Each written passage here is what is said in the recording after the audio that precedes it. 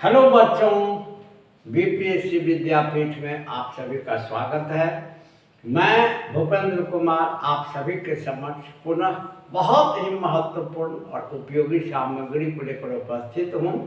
और जैसा कि हम सभी जानते हैं कि अपने बिहार में होने वाले डिफरेंट एग्जाम्स में, चाहे वो कोई भी एग्ज़ाम हो, बीपीएससी पीटी हो, टीचर के एग्ज़ाम हो, सचिवालय के एग्ज़ाम हो, हालांकि रिसेंटली 2 एग्ज़ाम बहुत प्राइम है हमारे, बीपीएससी पीटी और टीचर के एग्जाम। और आज जो टॉपिक लेकर मैं उपस्थित हुआ हूँ ये आपके लिए हर बिहार के एग्जाम में महत्वपूर्ण होगा।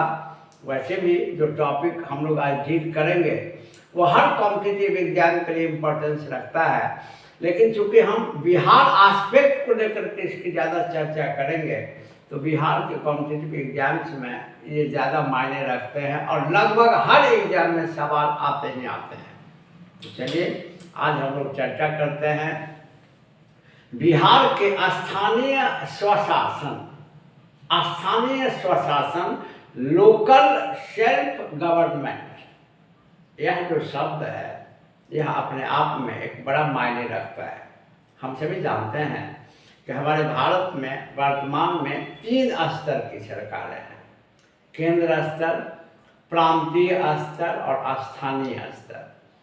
तो केंद्र स्तर की सरकार द्वारा शासन चलाया जाता है, प्रांत स्तर की सरकार द्वारा शासन चलाया जाता है और स्थानीय स्तर की सरकारों द्वारा स्वशासन चलाया जाता है, सेल्फ गवर्नेंस किया जाता है। अर्थात इसमें स्थानीय सरकार में शासन का अधिकार स्थानीय निवासियों को ही दे दिया गया है।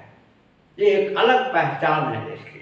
इसीलिए स्थानीय सरकार के साथ, लोकल गवर्नमेंट के साथ सेल्फ गवर्नेंस, स्वशासन शब्द का प्रयोग होता है। और जैसे कि हम सभी जानते हैं कि वैसे तो स्थानीय सरकार की परंपरा अपने भारत में उतनी ही पुरानी है जितनी की भारत की सभ्यता।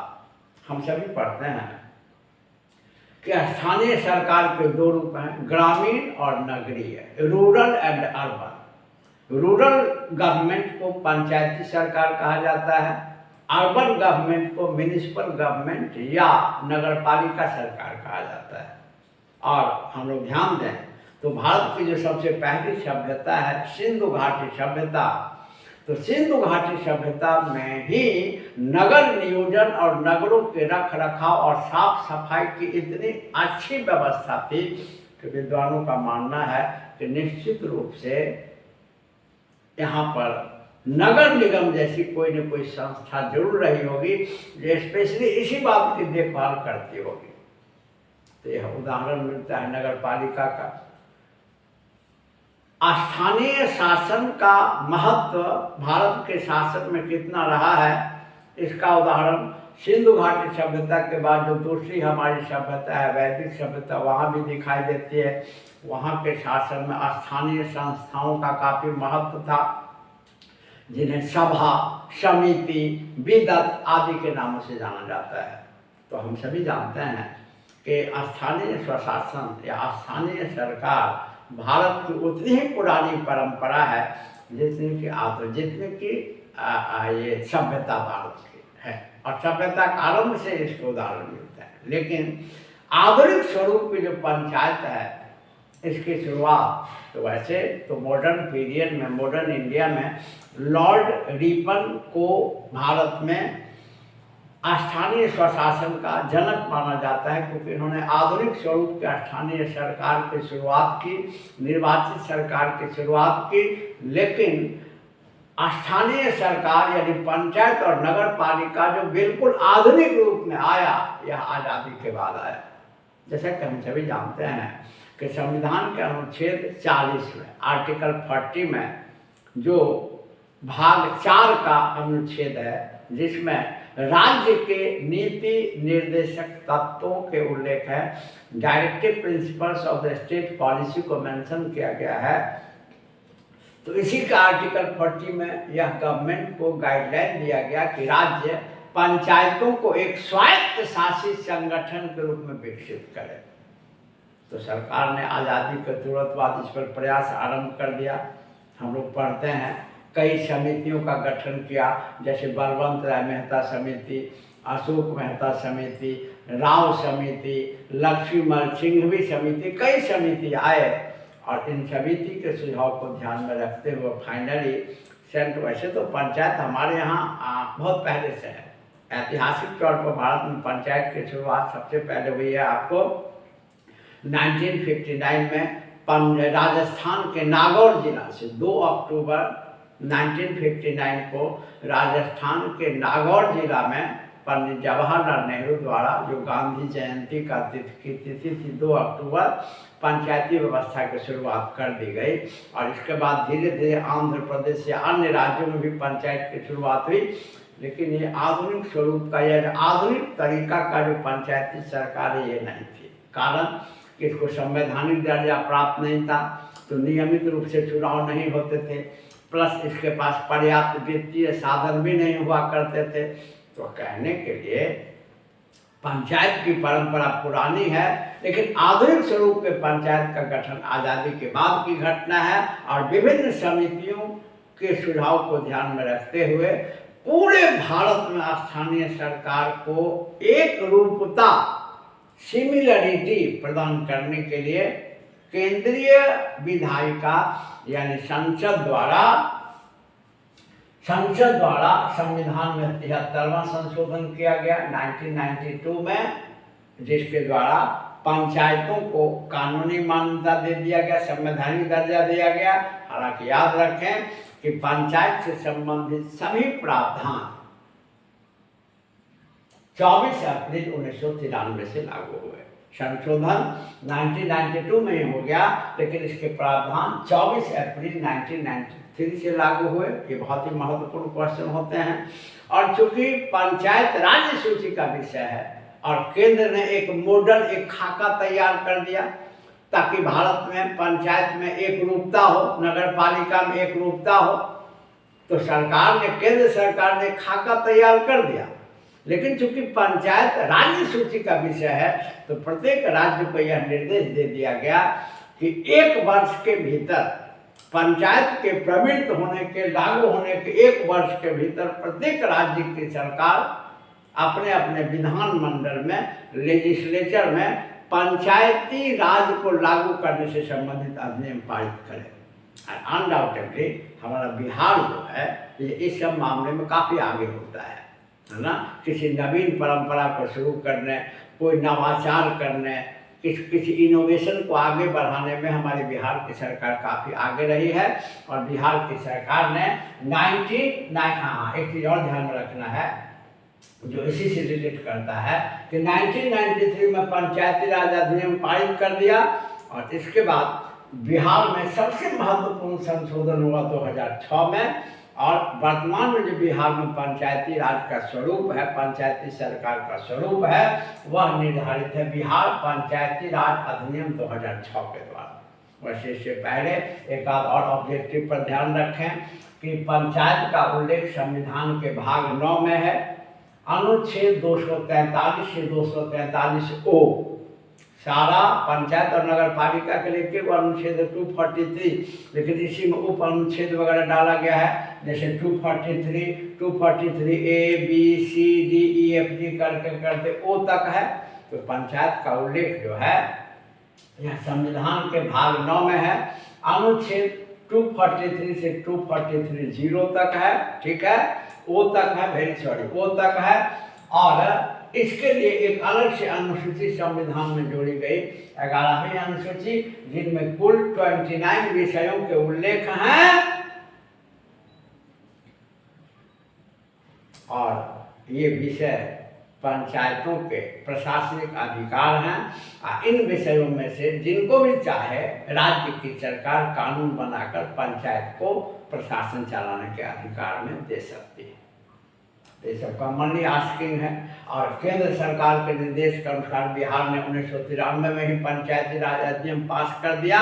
और पंचायती राज अधिनियम में सबसे महत्वपूर्ण संशोधन हुआ हमारे बिहार में 2006 में।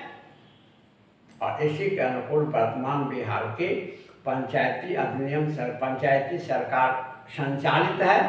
तो पंचायती सरकार के बारे में डिटेल्स में क्वेश्चन आते हैं, हम भी डिटेल्स में पढ़ाएंगे आपको। इस पर 3-4 कम से कम 2-3 वीडियो तो जरूर जारी करेंगे।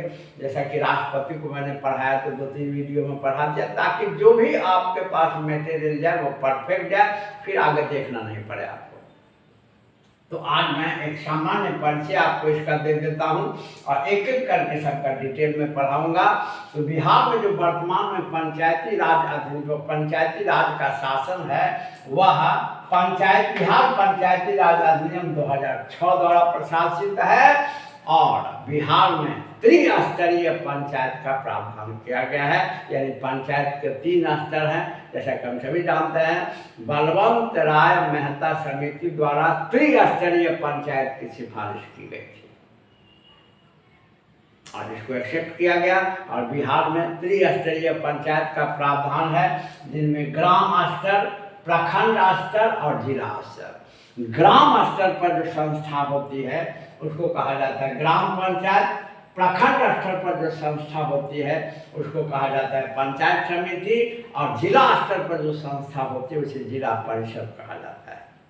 और बिहार में ग्राम पंचायत का जो गठन का प्रावधान है अधिनियम 2006 के अनुसार कि लगभग 7,000 की औसत आबादी पर, ध्यान रखना होगा, लगभग 7,000 की औसत आबादी पर एक पंचायत के गठन का प्रावधान है बिहार में लगभग। इसके बाद आप जैसे कि जानते हैं कि पंचायत को विभिन्न, जैसे लोकसभा चुनाव के लिए पूरे देश को विभिन्न लोकसभा क्षेत्र में बांट दिया जाता है, विधानसभा चुनाव के लिए पूरे राज्य को विभिन्न विधानसभा निर्वाचन क्षेत्रों में बांट दिया जाता है।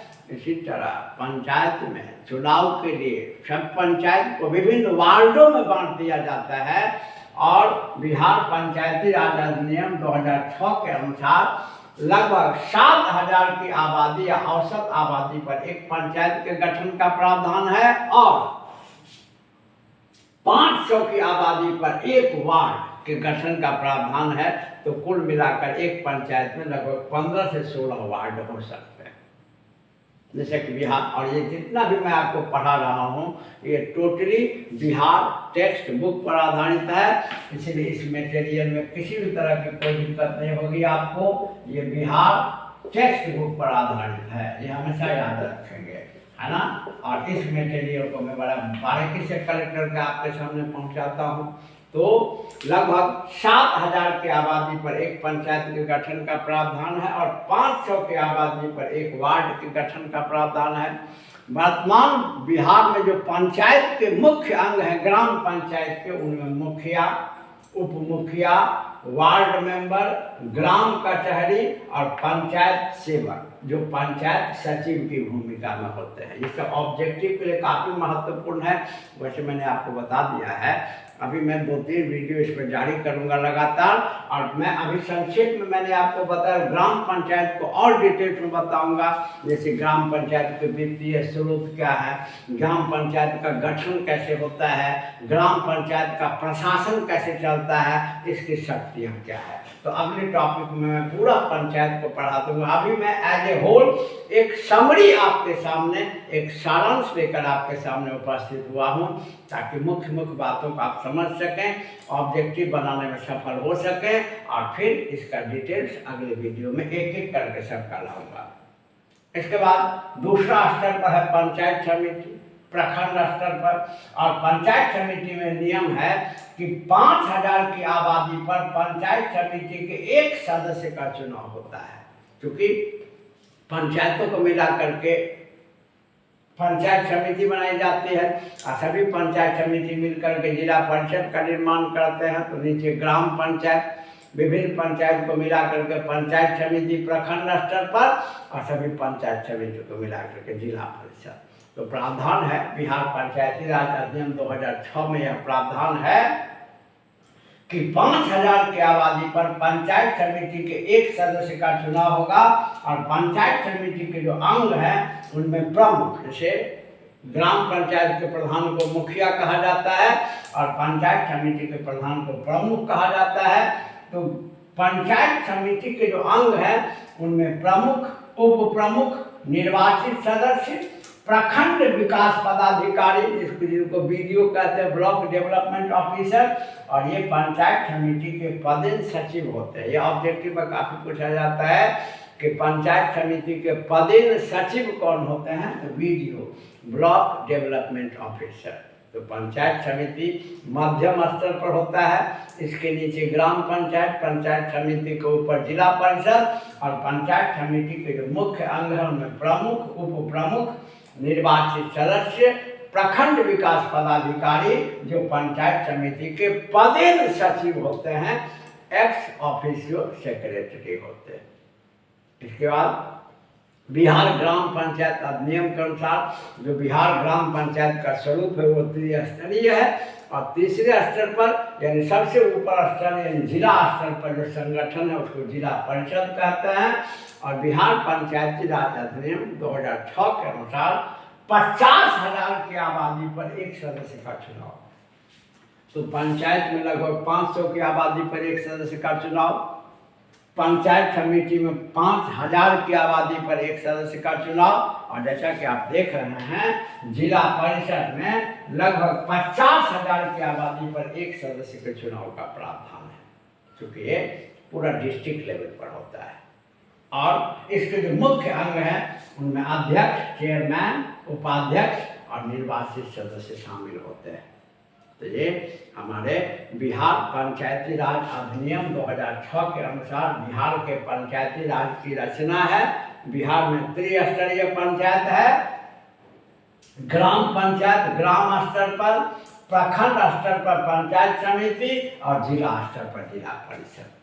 अब अगले वीडियो में एक एक करके तीनों के डिटेल्स को मैं पढ़ाऊंगा ताकि किसी भी कॉर्नर से आपका सवाल नहीं छूटे, क्योंकि कॉम्पिटिटिव पढ़ाई और एकेडमिक पढ़ाई में डिफरेंस होता है। कॉम्पिटिटिव पढ़ाई में हर एक चीज़ को मैन्युअली देखना पड़ता है कि कहाँ हमारा सवाल है।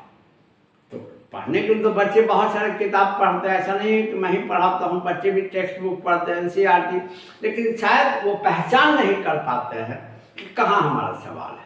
तो इसके लिए अनुभव की ज़रूरत होती है। तो शिक्षक सामान्यतः अनुभवी ही होते हैं, तो बताते हैं। तो इतनी मुख्य रचना पर सवाल पूछेंगे, फिर डिटेल्स एक एक करके सबको पढ़ाएंगे।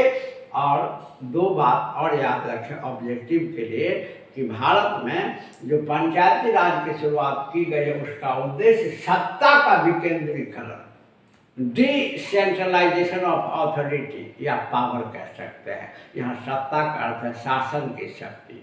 तो शासन के शक्ति को विभिन्न स्तरों में बांटना पंचायती राज सरकार का उद्देश्य है या स्थानीय सरकार का उद्देश्य है, और सहभागी जनतंत्र का यह आधार है। याद रखें, भारत में जनतंत्र है, लेकिन याद रखें केंद्र सरकार में प्रतिनिधिक जनतंत्र है, राज्य सरकार में प्रतिनिधिक जनतंत्र है, और पंचायत में प्रतिनिधिक जनतंत्र और सहभागी, एक्चुअली मेन सहभागी जनतंत्र है, पार्टिसिपेटरी डेमोक्रेसी है, क्योंकि वहाँ के स्थानीय लोग ही शासन में पार्टिसिपेट करते हैं।